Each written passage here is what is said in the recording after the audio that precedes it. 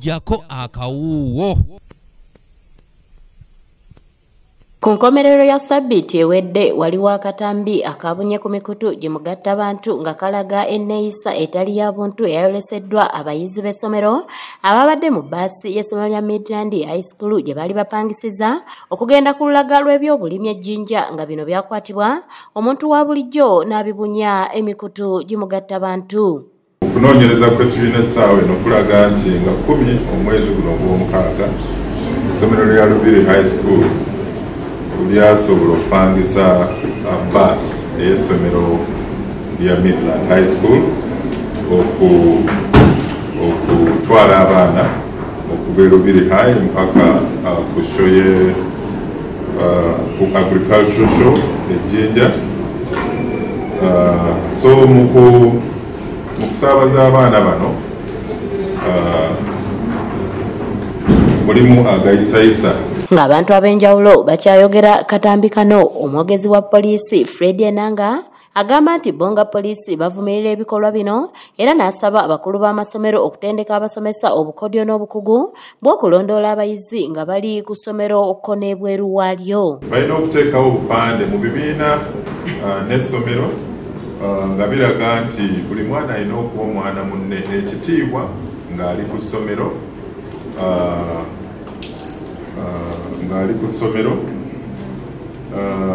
n'okulaba nti abaana kennyini baweebwa omukisa okuvaayo ne bennyonnyolako kasita wabeerawo ebibanyigiriza ku ssomero, n'okulaba nga batendeka abasomesa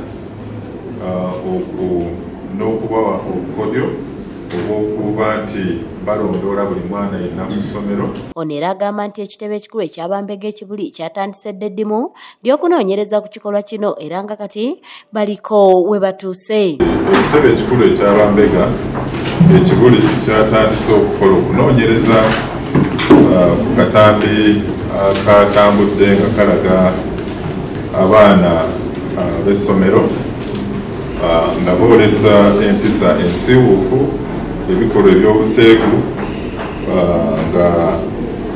nga bali mu bbaasi eya Midland High School.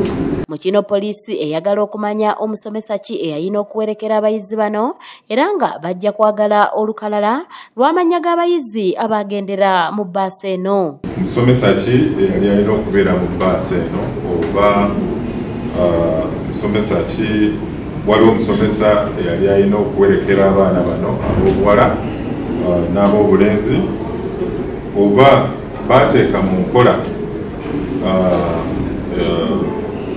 ebiragiro ebikwata ku by'okwerinda kw'abaana b'essomero nga Ministry ya Education bwe yalagira nti bwe babeera ku ssomero oba okufuluma wabweru tujja kwagala lisiti y'abaana bonna abaagenda ku tripu eyo.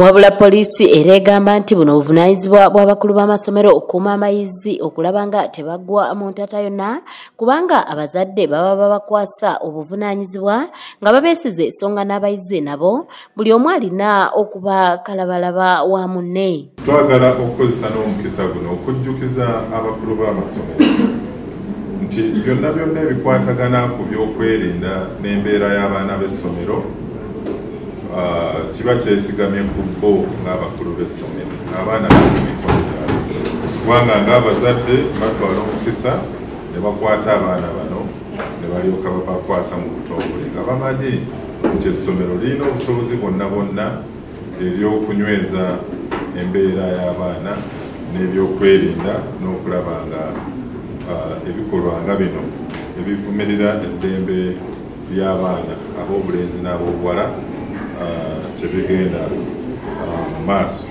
Wakati mu kwetegekera okusoma embalirira y'eggwanga olunaku olw'enkya abatwala ebyentambula balaze ng'entambula bwegenda okugobererwa abo bonna abagenda okwetaba ku mukolo gw'okusoma embalirira mu kisaawe e Kololo. Abagenyi bonna abayite VIP bafunye sitiika ng'ebagamba kuyitira ku Lower Kololo Terrace. Yeno sitiika bwe yabadde efaanana mwenna abagifunye ne bagamba kuyitira ku lower coloterus naye lower coloterus ena bw'oyitira kwambuka ku kisaawe tubagamba bayitire ku Elgon Terrace bayitiremu eyo gate okuyingira ku kisaawe parking yaabwe weeryawo ku Heroes Corner kitundutundu awo munda kibayita Heroes Corner we bajja okupakinga tetwagala kubatataganya ate mu ddeeri ate tutandika obagoba ate mukole mutya mu ddeeri emabega. Stephen Tumusiime yakusakidde eggulire lino ku lwa ABS Television.